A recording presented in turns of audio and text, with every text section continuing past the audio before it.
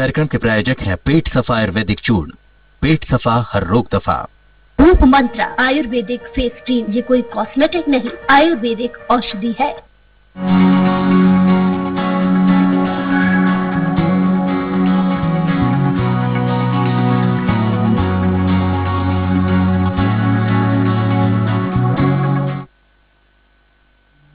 नमस्कार, स्वराज एक्सप्रेस की खास पेशकश में आपका स्वागत है। मैं हूं शोभित शर्मा।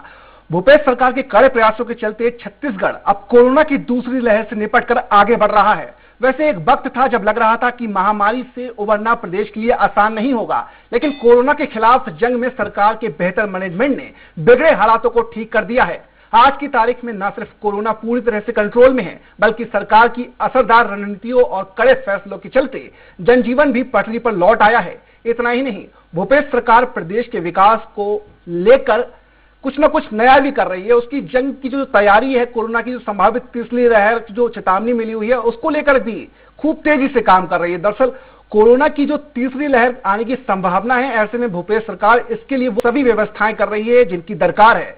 सरकार कोरोना की संभावित तीसरी लहर को लेकर कितनी गंभीर है, इसका अंदाजा आप इस बात से लगा सकते हैं कि अनुपूरक बजट में तकरीबन 1000 करोड़ रुपए का प्रावधान कोरोना की रोकथाम और स्वास्थ्य सुविधाओं के विस्तार के लिए किया गया है। बहरहाल तीसरी लहर के लिए तैयारियां कैसी है, खास पेशकश में आज इसी को लेकर के चर्चा होगी।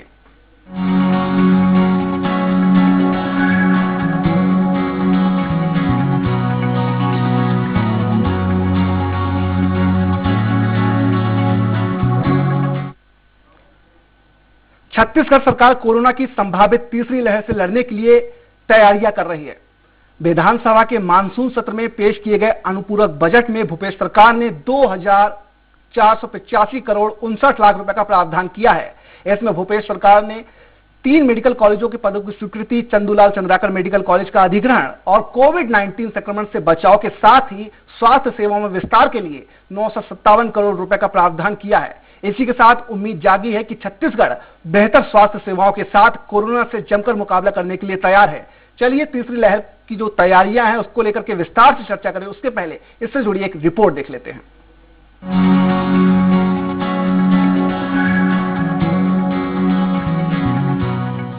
छत्तीसगढ़ में कोरोना पूरी तरह से काबू में है और हालात अब पूरी तरह से सामान्य नजर आ रहे हैं। हालांकि पहली और दूसरी लहर के दौरान जिन सुविधाओं के अभाव में प्रदेश के सामने जो परेशानियां खड़ी हुई थी, उन्हें अब दूर करने पर काम भी जोर शोर के साथ चल रहा है। मुख्यमंत्री भूपेश बघेल ने कहा है कि छत्तीसगढ़ सरकार तमाम कमियों को दूर कर जल्द से जल्द बेहतर स्वास्थ्य सुविधाओं को पूरे प्रदेश में पहुंचाना चाहती है। इसके लिए सरकार ने स्वास्थ्य और चिकित्सा शिक्षा विभाग के लिए अनुपूरक बजट में 957 करोड़ रुपए का प्रावधान किया है। छत्तीसगढ़ सरकार का दावा है कि आयुष्मान भारत योजना और डॉक्टर खूबचंद बघेल स्वास्थ्य सहायता योजना के अंतर्गत राज्य के 6,20,432 लोगों को 852 करोड़ रुपए की चिकित्सा सुविधा का लाभ मिला है। दूसरी लहर के दौरान छत्तीसगढ़ में न सिर्फ बेहतर प्रबंधन हुआ, बल्कि दूसरे राज्यों को भी ऑक्सीजन की आपूर्ति की गई और अब कोरोना की संभावित लहर से निपटने के लिए भी पूरी गंभीरता से तैयारी की जा रही है। छत्तीसगढ़ सरकार ने कोरोना के खिलाफ तैयारी के लिए अनुपूरक बजट में जो महत्वपूर्ण प्रावधान किए हैं वो इस प्रकार है। कोरोना संक्रमण की रोकथाम एवं बचाव हेतु दवाइयों और अन्य व्यय हेतु 304 करोड़ रुपए का प्रावधान, चिकित्सा उपकरणों के क्रय हेतु 215 करोड़ रुपए का प्रावधान, चंदूलाल चंद्राकर मेडिकल कॉलेज के अधिग्रहण हेतु 39 करोड़ रुपए का प्रावधान, emergency response and health system preparedness package हेतु 376 करोड़ रुपए का प्रावधान, नेमेट जिला बीजापुर में 30 बिस्तर अस्पताल, बेलपत जिला गोरला पेंड्रा मरवाई में प्राथमिक स्वास्थ्य केंद्र के लिए प्रावधान, जिला चिकित्सालय गोरला पेंड्रा मरवाई में ब्लड बैंक के लिए प्रावधान, अलता विकासखंड तिल्दा में नवीन उप स्वास्थ्य केंद्र की स्थापना हेतु बजट में सेटअप एवं वित्तीय प्रावधान, महासमुंद, कोरबा और कांकेर में नए चिकित्सा महाविद्यालयों की स्थापना हेतु प्रति महाविद्यालय 116 पदों की मांग से 348 पदों का सेटअप और 12 करोड़ रुपए का प्रावधान। ग्रामीण क्षेत्रों में छत्तीसगढ़ हाट बाजार क्लिनिक योजना की लोकप्रियता और उपयोगिता को देखते हुए 7 करोड़ रुपए का प्रावधान। कोरोना के खिलाफ जंग के लिए छत्तीसगढ़ सरकार की तैयारियां जनता की चिंताओं की लकीर को छोटी करने में काफी मददगार साबित हो रही हैं। सरकार जहां अपनी योजनाओं को जनता तक ले जाने के लिए अनुपूरक बजट में बेहतर से बेहतर प्रावधान कर चुकी है, तो वहीं सामाजिक क्षेत्र से जुड़े लोग भी सरकार की दूरदर्शिता की सराहना कर रहे हैं। मुख्य रूप से जो इस बजट में हमने जहां बहुत सारे तहसीलों के और उसके बाद 3 मेडिकल कॉलेज के पदों की स्वीकृति के साथ साथ चंदूलाल चंद्राकर मेडिकल कॉलेज के अधिग्रहण के लिए और साथ ही बहुत सारे अन्य विकास कार्यों के साथ साथ जो मुख्य रूप से कोविड संक्रमण के बचाव एवं उपचार तथा स्वास्थ्य सेवाओं के विस्तार हेतु अतिरिक्त प्रावधान 957 करोड़ 47 लाख के इसमें सप्लीमेंट्री बजट में रखा गया है। हमें लगता है कि स्वास्थ्य और चिकित्सा एक प्राथमिकता का क्षेत्र है, तो उसमें मजबूती लाने के लिए जो पहल की जा रही है, मुझे लगता है कि अतिरिक्त पहल है, इसका स्वागत किया जाना चाहिए। जो कमी बताई गई थी स्वास्थ्य विशेषज्ञों के द्वारा, वो पूरी की पूरी करने की पहल की जा रही है। हमें लगता है कि आने वाले दिनों में मूर्त रूप ले लेगा और कोरोना की तीसरी लहर से लड़ने के लिए छत्तीसगढ़ पूरी तरह तैयार है।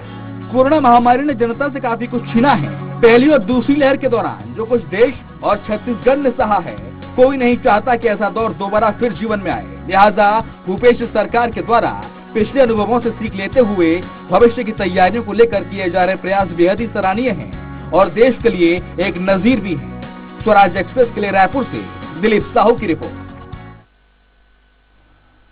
तो चलिए तीसरी लहर की जो तैयारियां की गई उस पर विस्तार से चर्चा करते हैं, जिसके लिए हमारे साथ जुड़ गए हैं कांग्रेस विधायक देवेंद्र यादव जी हैं। देवेंद्र जी, आपका बहुत बहुत स्वागत है। साथ ही हमारे साथ है छत्तीसगढ़ हॉस्पिटल बोर्ड के अध्यक्ष डॉक्टर राकेश गुप्ता जी। राकेश जी, आपका भी बहुत स्वागत है। राकेश जी के पास आऊं उससे पहले देवेंद्र जी आपके पास आना चाहूंगा। जिस तरह से जो आपकी सरकार ने कोरोना का जो काल रहा, भीषण दौर रहा, जो पहली लहर थी, दूसरी लहर थी, उसके बाद अब जो तीसरी लहर संभावित है, उसको लेकर के जिस तरह से सरकार ने तैयारियां की, खासतौर से जो अनुपूरक बजट पेश हुआ है और इसमें स्वास्थ्य को लेकर के खासा फोकस रहा है, निश्चित तौर पर ये जो अनुपूरक बजट में आप लोगों ने प्रयास किया वो काबिले तारीफ है, उसके लिए हम आपको बधाई भी देना चाहते हैं। लेकिन अब किस तरह से जो है आपका जो मैनेजमेंट है वो काम कर रहा है, आपसे सबसे पहले ये जानना चाहेंगे देवेंद्र जी। देखिए, ऐसा है कि छत्तीसगढ़ के अंदर माननीय मुख्यमंत्री भूपेश बघेल जी के नेतृत्व में कोविड संक्रमण के इस दौर में हर उस विषय पर ध्यान देकर काम किया गया है जो जनता के लिए और स्वास्थ्य सुविधाओं के लिए आवश्यक है। जैसा कि हम लोग अगर याद करें तो कोविड संक्रमण की जब पहली लहर आई थी तो उस समय अगर कोई राज्य था जो सबसे पहले लॉकडाउन की ओर गया तो वो छत्तीसगढ़ था। हम लोग याद करें, छत्तीसगढ़ ने सबसे पहले अपनी सीमाएं को बंद किया ताकि संक्रमण यहाँ पर छत्तीसगढ़ पर ना आ पाए। उस समय लोगों घर से ना निकले लोग, उसके लिए उनको राशन की व्यवस्था करवाना, 3 महीने तक का राशन मुफ्त में देना, ये सारे काम ऐसे हैं जिससे निश्चित रूप से छत्तीसगढ़ की जनता पहले संक्रमण के दौर से उभर पाई।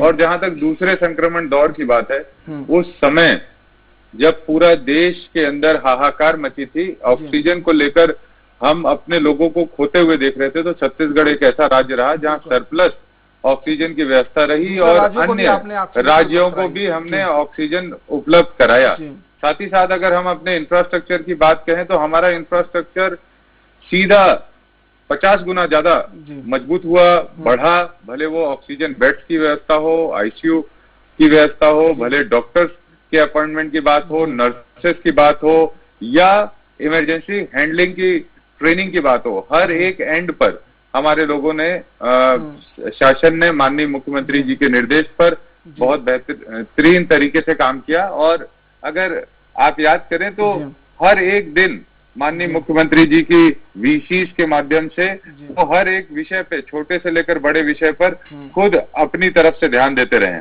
वैसे ही तीसरी लहर की बात आती है और तीसरी लहर में 900 से अधिक करोड़ रुपए की स्वीकृति जो राज्य शासन ने अनुपूरक बजट में लाई है और की है, उससे ग्रामीण अंचलों को भी फोकस किया गया है। हमारा ये प्रयास है कि हम लोग शहरी क्षेत्रों में इंफ्रास्ट्रक्चर को डेवलप करते साथ ही साथ जो हमारे दूर अंचल के गांव हैं, ब्लॉक हैं, भले वो सरगुजा के हो, अंबिकापुर के हो या रायगढ़ का कोई कोना हो, उस जगह पर भी अगर स्वास्थ्य सुविधाओं की बेहतरी के लिए ये बजट लाया गया है, जिसमें वो सारे प्रावधान है कि कैसे हम अपने ब्लॉक स्तर के जो हमारे PSUs हैं उसको हम लोग डेवलप कर सकें, और साथ ही साथ पूरे प्रदेश के अंदर पूरी योजनाबद्ध तरीके से तीसरी लहर की तैयारी की जा रही है। आप देखेंगे आज जो वेंटिलेटर्स की आवश्यकता है उससे सरप्लस हम लोगों ने हर जिलों में व्यवस्था करके रखी है। वैसे ही ऑक्सीजन बेड्स की व्यवस्था करके रखी है। ऑक्सीजन कंसंट्रेटर जो उस समय हम लोग सुनते थे, बड़ी मुश्किल से ऑक्सीजन कंसंट्रेटर की व्यवस्था होती थी, उसकी भरपूर व्यवस्था हम लोगों ने करके रखी है। देखिए, हम लोग तीनों एंड पे काम कर रहे हैं। पहला तो सोशल डिस्टेंसिंग का पालन हो। छत्तीसगढ़ की आम जनता के जागरूकता के कारण पिछले समय हम लोग दोनों लहरों से उभर के आ पाए। आने वाले समय में भी छत्तीसगढ़ की जो जागरूक जनता है उसके स्नेह, आशीर्वाद और उसके सहयोग से हम लोग लोगों को मास्क पहनने के लिए अनुरोध करते हैं, सोशल डिस्टेंसिंग के लिए अनुरोध करते हैं, और इसके बाद भी संक्रमण आता है तो हम अपने लोगों को बचा पाए उसकी पूरी व्यवस्था करके रखें। देवेंद्र जी, एक सवाल और ये है, जिस तरह से हमने देखा जब पहली लहर आई थी पूरे देश में, तो जिस तरह से छत्तीसगढ़ में जिस तरह से भूपेश सरकार ने जो व्यवस्थाएं की, जो मेडिकल सिस्टम में जिस तरह से जो इजाफा होना चाहिए था वो किया, तो कहीं ना कहीं जिस तरह से पूरी तरह से काबू भी पा लिया था। उसके बाद फिर कुछ ऐसी बातें रही जिसकी वजह से फैल गया। लेकिन एक समय में था कि छत्तीसगढ़ पूरे देश में रोल मॉडल के तौर पे जाने लगा था जब पहली लहर आई थी। उसके बाद दूसरी लहर थी, लग रहा था कि हालात अब जल्दी काबू में आने वाले नहीं है। लेकिन उसके बाद फिर आपका मैनेजमेंट बहुत अच्छा रहा, जो आपने रणनीति बनाई थी, जो आपने चीज़ों को किया, इम्प्लीमेंट में लेके आए, तो निश्चित तौर पे। लेकिन अब जिस तरह से जो आप अनुपूरक बजट लेकर के आए हैं, और खास तौर से जो स्वास्थ्य और कोरोना की रोकथाम और स्वास्थ्य के क्षेत्र में जो आपने चिकित्सा उपकरण वगैरह है उनको लेकर के 519 करोड़ रुपए का प्रावधान किया है, तो मैं आपसे ये जानना चाहूंगा सर, ठीक है शहरों का तो समझ में आता है कि शहरों में चीजें हो जाती है, लेकिन ग्रामीण क्षेत्रों में अंदर तक जो अंतिम व्यक्ति तक है वहां तक ये सुविधाएं पहुंच सके, उसके लिए आपने किस तरह से चीजों को आप मैनेज कर रहे हैं? देखिए, ऐसा है कि छत्तीसगढ़ भले किसी का क्षेत्र हो या स्वास्थ्य का क्षेत्र, हर स्तर पर पूरे देश के अंदर अव्वल काम कर रहा है। और स्वास्थ्य की व्यवस्थाएं बताएं तो जो कोविड संक्रमण का पहला दौर था उस समय तो लोगों की भावनाएं और सरकारों की भावनाएं भी देखने योग्य थी। जब पूरे देश के लोगों को के जो हमारे मजदूर हैं पैदल सड़कों पर चल रहे थे नंगे पांव, उस समय छत्तीसगढ़ की सरकार ने अपने बॉर्डर तक क्रॉस करने की व्यवस्था की। तो भावनाओं के साथ भी छत्तीसगढ़ की सरकार है, माननीय भूपेश बघेल जी भावनाओं के अनुसार पर भी काम करते हैं। और जहां तक तीसरे लहर में ग्रामीण अंचलों की अर्थव्यवस्था को या ग्रामीण अंचलों के जो हमारा इंफ्रास्ट्रक्चर है, मेडिकल इंफ्रास्ट्रक्चर है, उसको डेवलप करने की बात है, तो उस पर बड़ी जिम्मेदारी से हम लोग काम कर रहे हैं। हमारे जो PSUs हैं, जो उप स्वास्थ्य केंद्र हैं, उस पर प्रॉपर इंफ्रास्ट्रक्चर रहे, दूर अंचलों में भी ऑक्सीजन बेड्स रहे, कोई इमरजेंसी हैंडलिंग करने के लिए हमारे पास वहां पर किसी भी तरह की इमरजेंसी हैंडलिंग करने के लिए हम लोगों के पास एम्बुलेंस की भी व्यवस्था रहे कि अगर शिफ्टिंग की भी बात हो तो वेंटिलेटर युक्त एम्बुलेंस भी हमारे पास रहे ताकि हम पेशेंट्स को इमरजेंसी में शिफ्ट कर सके। देवेंद्र जी, तो हर एंड पे काम कर रहे हैं हम लोग लगातार। ठीक है देवेंद्र जी, मैं आपके पास आऊंगा, और भी सवाल है कुछ अहम वो आपसे करने। हमारे साथ छत्तीसगढ़ हॉस्पिटल बोर्ड के अध्यक्ष राकेश गुप्ता जी जुड़े हुए। राकेश जी, मैं आपसे सवाल करना चाहूंगा, जिस तरह से सरकार ने व्यवस्था की, खासतौर से जो अनुपूरक बजट में स्वास्थ्य को लेकर के जिस तरह से जो बजट के प्रावधान किए हैं, चाहे वो ग्रामीण क्षेत्रों में सामुदायिक स्वास्थ्य केंद्र हो या जिला स्तर पे व्यवस्थाएं हो, क्या लगता है जिस तरह से तीसरी लहर को लेकर के भूपेश सरकार तैयारियां कर रही है, उसको आप कितना परफेक्ट मानते हैं, कितने परफेक्ट रूप में आप देख रहे हैं, या कुछ कमियां हैं तो क्या उसको लेकर के आप कहना चाहेंगे? राकेश जी। देखिए, मीडिया में लगातार ये आ रहा है कि 3 मेडिकल कॉलेज व्यवस्थित किए जा रहे हैं, नए अस्पताल बन रहे हैं, चौथा medical college Chandulal Chandrakar medical college अधिग्रहित किया गया है। तो 4 मेडिकल कॉलेज के बारे में तो मीडिया में बहुत अच्छे से आया, लेकिन जो तैयारियां जिला स्तर पर सामुदायिक स्वास्थ्य केंद्र पर की जा रही हैं वो बहुत ज्यादा फोकस नहीं हो पाया। और मुझे लगता है कि स्वास्थ्य सेवाओं के सुदृढ़ीकरण और विकेंद्रीकरण की जो बात छत्तीसगढ़ सरकार कर रही है वो बहुत काबिले तारीफ है। मुझे लगता है कि पूरा का पूरा बोझ जो मेडिकल कॉलेजों पर पड़ा करता था मरीजों का, उसको सुव्यवस्थित तरीके से विकेंद्रीकरण में मदद मिलेगी। हमारे जिला अस्पताल सुसज्जित किए जा रहे हैं, मैटरनल चाइल्ड हेल्थ केयर के अस्पताल सुसज्जित किए जा रहे हैं।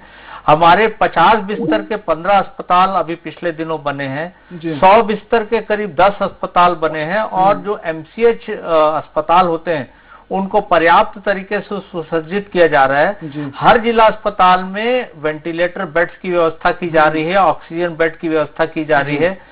खास फोकस मातृ और शिशु केंद्रों पर रहेगा, क्योंकि ऐसा माना जा रहा है या स्पेक्युलेट किया गया है या अनुमान लगाया गया है कि तीसरी लहर में बच्चों की संख्या, संक्रमित होने वाले बच्चों की संख्या शायद ज्यादा हो सकती है। तो एक जो विकेंद्रीकरण के साथ सुदृढ़ीकरण होता है, ये बहुत बड़ा फोकस है। मुझे लगता है कि जो पूरे देश में पॉलिसी शिफ्ट होना चाहिए था छत्तीसगढ़ के स्वास्थ्य मॉडल को लेके, वो सबसे पहले छत्तीसगढ़ ने कर दिखाया है। आने वाले दिनों में जो एक रैपिड रिस्पांस सिस्टम के लिए अलग बजट रखा गया है, जैसे तुरंत लगता है कि हमको मरीज को शिफ्ट करना है, वेंटिलेटर की जरूरत है या अतिरिक्त ऑक्सीजन कॉन्सेंट्रेटर की जरूरत है, तो ऑक्सीजन कॉन्सेंट्रेटर प्राथमिक स्वास्थ्य केंद्र से रखने की व्यवस्था हुई है, ताकि मरीज को यदि शिफ्ट करना हो किन्हीं कारणों से, तुरंत ऑक्सीजन बेड की यदि व्यवस्था न हो तो पेशेंट को स्टेबलाइज करने के लिए ऑक्सीजन कॉन्सेंट्रेटर रखा गया है।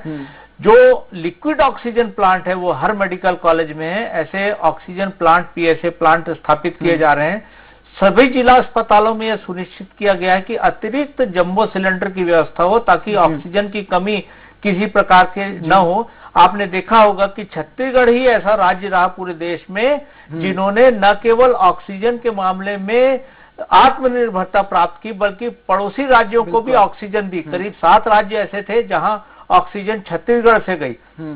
जहां तक स्वास्थ्य सेवाओं की बात है, न केवल सरकारी अस्पतालों में बल्कि प्राइवेट अस्पतालों में समय रहते जो मैनेजमेंट किया गया बिस्तर का, यहाँ पर न केवल बिस्तर की कमी को पूरा किया गया समय रहते, बल्कि ऑक्सीजन की कमी को समय से पहले पूरा करने की कोशिश की गई, ताकि ऐन वक्त पर हमें यह न लगे कि ऑक्सीजन की व्यवस्था और ज्यादा जरूरी थी। सरप्लस ऑक्सीजन सप्लाई वाला स्टेट छत्तीसगढ़ बना। अब जो दवाओं की व्यवस्था की जा रही है, मुझे लगता है कि दवाओं की व्यवस्था स्टॉक में रखे जाने की बहुत ज्यादा जरूरत है, ताकि हमें लगे कि ऐन वक्त पर दूसरे दिन पता नहीं रहता कि ऑक्सीजन मरीजों की संख्या आज इतनी है तो कल कितनी रहेगी। तो ऐन वक्त पर ऑक्सीजन का स्टॉक बनाने की जो व्यवस्था की जा रही है, वो निसंदेह दूरगामी रणनीति सोचने वाले लोगों की तरफ से बनाई गई है। आने वाले दिनों में जो स्टाफ की कमी के बारे में कहा गया था, न केवल 300 अतिरिक्त चिकित्सकों की पोस्टिंग पाइपलाइन में है, बल्कि इतने ही paramedical staff, RT-PCR lab, rapid antigen की 24 घंटे व्यवस्था की जा रही है हर जिला स्तर पर। टेस्टिंग और दूसरे उपकरण की जो व्यवस्था होनी चाहिए, RT-PCR लैब हर न केवल जिला अस्पतालों में बल्कि दूसरे अस्पतालों में, मेडिकल कॉलेज में रखा जा रहा है। तो न केवल टेस्टिंग और ट्रेसिंग की व्यवस्था हो रही है, बल्कि दवाओं की व्यवस्था इतनी सुनिश्चित रखी गई है कि आने वाले दिनों में यदि तीसरी लहर की कहीं आशंका है तो उसके लिए पहले युद्ध जैसी तैयारी रखी जाए, ताकि पूरा का पूरा न केवल स्वास्थ्य अमला बल्कि प्रशासन भी उसके साथ लड़ने के लिए तैयार रहे। राकेश जी, ये जानना चाहूंगा, जिस तरह से जो अनुपूरक बजट में जो प्रावधान किया है, जिस तरह से जो दवाइयों अन्वय हेतु जो 304 करोड़ रुपए और चिकित्सा उपकरणों के क्रय हेतु 215 करोड़ रुपए के जो बजट का जो प्रावधान किया गया, क्या लगता है कि अगर तीसरी लहर को देखते हुए इतना बजट पर्याप्त है या और भी कुछ इसमें और भी प्लस करने की जरूरत पड़ेगी आने वाले समय में? देखिए बजट तो एक प्रावधान में रखा जाता है, वो अनुमान के आधार पर रखा जाता है। आपने देखा होगा कि समय समय पर जितने भी बजट की जरूरत पड़ी, वो अलग अलग फंड से प्रशासन और स्वास्थ्य संस्थाओं को उपलब्ध कराया गया। बजट की कहीं कमी नहीं रही, पूरे सामंजस्य और तारतम्य से इस पे पार पाया गया। और छत्तीसगढ़ में न केवल किसी प्रकार की कमी की बताई गई, छत्तीसगढ़ में आने आसपास के राज्यों से जो मरीज आए उनको भी पूरी तत्परता से इलाज किया गया। छत्तीसगढ़ आने वाले दिनों में एक बहुत बड़ा मेडिकल हब बनने जा रहा है।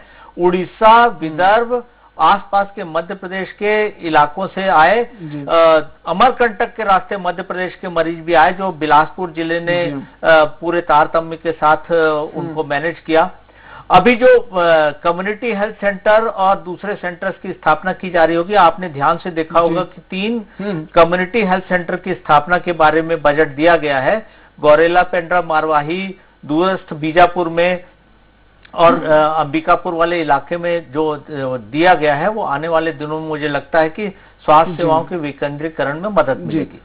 राकेश जी आपके पास आऊंगा, हमारे साथ देवेंद्र यादव जी भी लगातार बने हुए हैं। देवेंद्र जी, जिस तरह से ठीक है सरकारी स्तर पे तो जो सुविधाएं हैं आप जनता को ज्यादा पैसा खर्च ना हो, कम से कम उनको खर्च में इलाज बेहतर मिला इस दिशा में तो कर रहे हैं, लेकिन जिस तरह से अक्सर ये सुनने को आता रहता है कि जब भी कुछ इस तरह की आपदा आती है वो आती है तो निजी अस्पताल इसका फायदा उठाने की कोशिश करते हैं, लेकिन हालांकि छत्तीसगढ़ में ये चीज देखने को नहीं मिली है।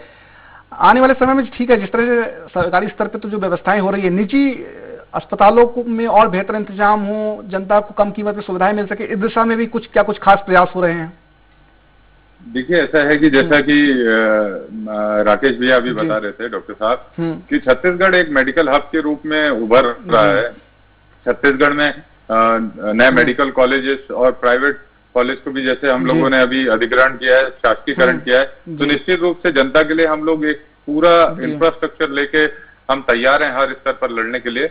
और जहां तक निजी अस्पतालों की बात है तो उसकी व्यवस्थाएं भी सुधरे, उस पर भी लोगों के साथ न्याय हो, अच्छा इलाज हो, उसके लिए भी जो कम्युनिकेशन होनी चाहिए गवर्नमेंट की प्राइवेट हॉस्पिटल से भी वो प्रॉपर कम्युनिकेशन संवाद हमारा स्थापित है, ताकि हम लोग एक ऐसी व्यवस्था ऐसा बना सकें जिसमें सब लोगों को सुविधा हो।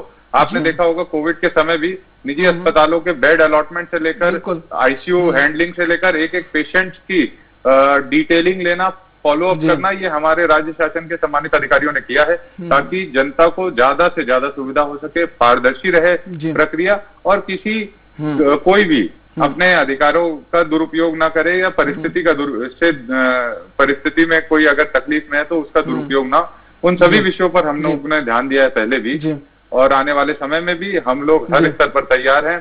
छत्तीसगढ़ की सम्मानित जनता के साथ हम लोग मिलकर इस पूरे काम को करेंगे और हमारे पास वॉलंटियर्स के रूप में भी सोशल एक्टिविस्ट हैं, एनजीओज हैं, जो लोग पिछले समय भी कोविड संक्रमण के दौर पर अपनी बहुत अच्छी भूमिका उन्होंने निभाई थी। वो सारे लोगों को भी चिन्हित करके जिला स्तर पर, राज्य स्तर पर चिन्हित करके उनको प्रशासन प्रबंधन के साथ कम्युनिकेट कराया गया है ताकि जब जरूरत पड़े तो मैन पावर की कभी कोई कमी ना रहे, ट्रेंड लोगों की कभी कोई कमी ना रहे। हम लोगों ने विशेष रूप से इस बात पे ध्यान दिया है कि जैसे अभी बात आती है कि आने वाले समय में जब कोविड संक्रमण रहेगा तो वो बच्चों पर आ सकता है, बिल्कुल बच्चों के लिए ध्यान देने की जरूरत है। तो हम हर जिले में PICU सेंटर्स बना रहे हैं, पीडियाट्रिक डॉक्टर्स जितने हैं हम लोग उनकी लिस्टिंग कर रहे हैं, जूनियर रेसिडेंट डॉक्टर्स की लिस्टिंग कर रहे हैं, जो नर्सेस सीनियर नर्सेस है उन लोगों की लिस्टिंग करके उन लोगों को ट्रेन करने का भी काम कर रहे हैं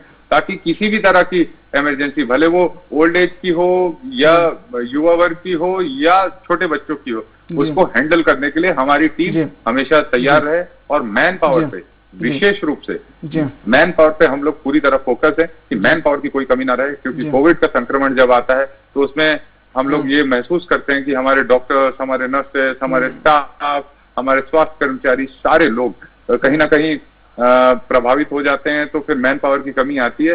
इसलिए हम लोग उस पर विशेष ध्यान दे रहे हैं। और सबसे महत्वपूर्ण जो है वो वैक्सीनेशन को स्टेट गवर्नमेंट ने बहुत फोकस करके इस पे काम किया है। 18 वर्ष से ऊपर के लोगों को वैक्सीन लगे, इसकी अगर सबसे पहले किसी ने डिमांड की तो माननीय मुख्यमंत्री भूपेश बघेल जी ने की कि देश के अंदर फ्री वैक्सीनेशन दिया जाए, 18 से प्लस लोगों को दिया जाए। जब फ्री वैक्सीनेशन नहीं दी गई तो स्टेट गवर्नमेंट ने इसका बीड़ा उठाया। एक सवाल ये भी उठता रहा है, बीच बीच में आता रहा है कि जितनी छत्तीसगढ़ को जरूरत है वैक्सीन उतनी पर्याप्त मात्रा में मिल नहीं पा रही है। मैं उसी पे आ रहा था, अभी मेरा आगे का टॉपिक वही था, मैं उसी पे आपसे बात करना चाह रहा था। देखिए ऐसा है कि वैक्सीनेशन सबसे बड़ा टूल है कोविड से लड़ने का। हम लोगों ने बड़ी जिम्मेदारी से सारी व्यवस्थाएं करके रखी है। सेंट्रल गवर्नमेंट कहीं ना कहीं वैक्सीन उपलब्ध कराने में फेल हो जा रहा है समय पर, जिसके कारण दिक्कत आती है। तब भी हम लोगों ने इस समय में पूरी जिम्मेदारी से जितने हमारे हेल्थ वर्कर्स हैं, फ्रंटलाइन वर्कर्स हैं, लगभग 100% हम लोगों ने स्वास्थ्य कर्मचारी से लेकर हमारे पुलिस विभाग के या नगर निगम के कर्मचारी या स्वास्थ्य विभाग के कर्मचारी, सब लोगों का वैक्सीनेट कर दिया। हमारे 45 ईयर से ऊपर के लोगों का फर्स्ट डोज लगभग कंप्लीट हो चुका है, सेकंड डोज भी हम लोगों ने काफी हद तक कंप्लीट किया है और इसके बाद युवा वर्ग का भी हम लोग डोसेस लगातार कंप्लीट करवा रहे हैं। सेंट्रल गवर्नमेंट को इस पे ध्यान देना चाहिए। आने वाले समय में अगर कोविड संक्रमण से हम लोग तीसरी लहर से बचाना चाहते हैं अपने लोगों को, तो छत्तीसगढ़ के लोगों के लिए जो कमी कर रही है केंद्र की सरकार वैक्सीन देने में, उसको इस पे बाज आना चाहिए और वैक्सीन की उपलब्धता करानी चाहिए। हमारे पास ऐसा इंफ्रास्ट्रक्चर है, ऐसी प्रक्रिया है कि हम दूर अंचलों तक हम लोगों को जाकर आपने देखा होगा वैक्सीन लगा सकते हैं। आपने देखा होगा कि हमारे हेल्थ वर्कर्स नदी पार करके भी जाकर दूर अंचल के गांव में लोगों को वैक्सीनेशन किए हैं। तो इस तरीके से जो काम हुआ है छत्तीसगढ़ की सरकार का, वो प्रशंसनीय। और हम लोग लगातार माननीय मुख्यमंत्री भूपेश बघेल जी के नेतृत्व में अपनी जिम्मेदारियों को निभाते रहेंगे और वैक्सीनेशन से लेकर सोशल डिस्टेंसिंग से लेकर लोगों के जन जागरूकता से लेकर इलाज तक हर विषय पर जिम्मेदारी निभाएंगे। समय की थोड़ा सा कमी है। राकेश जी, आपसे बहुत संक्षेप में थोड़ा सा मैं जानना चाहूंगा, जिस तरह से जो पहली या दूसरी लहर आई थी उसमें जो कमियां रह गई थी, क्या लगता है कि अभी जो वर्तमान समय मौजूदा समय है उसमें वो कमियों को पूरी तरह से दूर कर लिया गया है या अभी भी कहीं ना कहीं कोई गुंजाइश बाकी है? और वहीं अगर जिस तरह से अभी मौजूदा समय में जिस तरह से जो वैक्सीनेशन की रफ्तार है, क्या लगता है कि वैक्सीनेशन कितने समय में कंप्लीट हो जाएगा सभी पूरे प्रदेशवासियों का, जो पहला और दूसरा डोज मिलाकर के है, अगर इस रफ्तार से चलता रहा तो? राकेश जी, देखिए शोभित जी, छत्तीसगढ़ में एक समय ऐसा आया था करीबन 3.5 लाख वैक्सीन प्रतिदिन लगाई गई थी। छत्तीसगढ़ में वैक्सीनेशन टीकाकरण एक जन अभियान में परिवर्तित हो चुका था। सबसे ज्यादा कमी यह है कि छत्तीसगढ़ को इस महीने में करीब 25 लाख के आसपास वैक्सीन मिली है, जबकि हमारे मुख्यमंत्री जी ने करीब 1 करोड़ वैक्सीन की मांग की थी। कमी केंद्र सरकार की तरफ से सामंजस्य में है। यदि हमें वैक्सीनेशन मिलेगा तो छत्तीसगढ़ सरकार ने जैसे पूरे समाज के लोगों को साथ में लेके कोविड दूसरी लहर में विजय पाने में मदद ली थी, पूरे सामाजिक लोग, पूरे जनप्रतिनिधि इस बात के लिए सजग और तैयार बैठे हैं कि जैसे ही वैक्सीनेशन की उपलब्धता सुनिश्चित की जाएगी, दिन प्रतिदिन इस जन अभियान को गति देने में मदद मिलेगी। अभी 89 लाख लोगों को करीबन पहला टीका लग चुका है और 22 लाख लोगों को दूसरा टीका लग चुका है। हालांकि गति अपेक्षित नहीं है, लेकिन यदि वैक्सीन की पर्याप्त उपलब्धता मिलेगी तो न केवल वैक्सीनेशन में गति आएगी, छत्तीसगढ़ आगे आने वाले दिनों में वैक्सीनेशन में नंबर 1 राज्य बन जाएगा। जहां तक अनुभव की बात है, कोविड पहली लहर और दूसरी लहर, अनुभव से छत्तीसगढ़ की प्रशासन और स्वास्थ्य विभाग ने बहुत कुछ सीखा है। और आपने देखा होगा कि समय रहते जो भी कमियां मरीजों की अधिकता के कारण आई, बिस्तरों की कमी के कारण आई, उन्हें ऐन वक्त पर पूरा गया और इतना शानदार सामंजस्य रहा कि छत्तीसगढ़ में ऑक्सीजन की कमी से किसी मरीज की मृत्यु नहीं हुई। बिस्तर की कमी को प्राइवेट अस्पतालों के सामंजस्य के साथ पूरा गया और पूरे मेडिकल कॉलेजेस ने आपस में शानदार सामंजस्य बैठाया और कहीं भी किसी प्रकार के मरीज को बिस्तर की उपलब्धता नहीं है, सुनने को नहीं मिला। कोविड केयर सेंटर और हमारे जो प्राइमरी सेंटर थे उन्होंने मरीज की शिफ्टिंग में और लगातार होम आइसोलेशन में ये किया और मुझे लगता है कि तीसरी लहर के लिए पर्याप्त तैयारी है, सामंजस्य पर्याप्त है और आने वाले दिनों में मरीज की अधिकता यदि रहेगी भी तो सिस्टम को इतना पर्याप्त सुविधाओं से लैस किया गया है कि किसी प्रकार की दिक्कत आएगी ऐसा मुझे लगता नहीं। देवेंद्र जी, बहुत समय की कमी है, चलते चलते आपसे एक अंतिम सवाल ये है कि ठीक है, जिस तरह से सब कुछ बेहतर है, लेकिन कई बीच बीच में ऐसा भी देखा जा रहा है कि लोग थोड़े से लापरवाह हो जाते हैं। तो इस दिशा में कि लोग भी जागरूक रहे और इनको सख्ती भी बढ़ती जाए लेकिन सुविधाएं भी मिलती रहे, कहीं कोई दिक्कत ना हो, इनका जनजीवन पटरी पर रहे। चूंकि काफी कुछ नुकसान हुआ था जब पहली और दूसरी लहर आई थी, प्रभावित तो हुआ था बिजनेस हो, कारोबार वगैरह जो भी चीजें हैं, लेकिन इस तरह की दिक्कत ना आए, लेकिन कहीं ना कहीं थोड़ी बहुत सख्ती भी रहे। तो कहीं सरकार जो लोगों को जागरूक करने की दिशा में भी किस तरह से क्या काम कर रही है, बहुत संक्षेप में? देखिए, ऐसा है कि कोविड संक्रमण से पूरी दुनिया तकलीफ में रही है और हम सब ने देखा है कि इसमें हर एक व्यक्ति की नैतिक जिम्मेदारी हो जाती है कि इस संक्रमण की चेन को तोड़ने रोकने में वो अपनी भूमिका निभाए, अपने परिवार को, अपने लोगों को बचाने में अपनी भूमिका निभाए।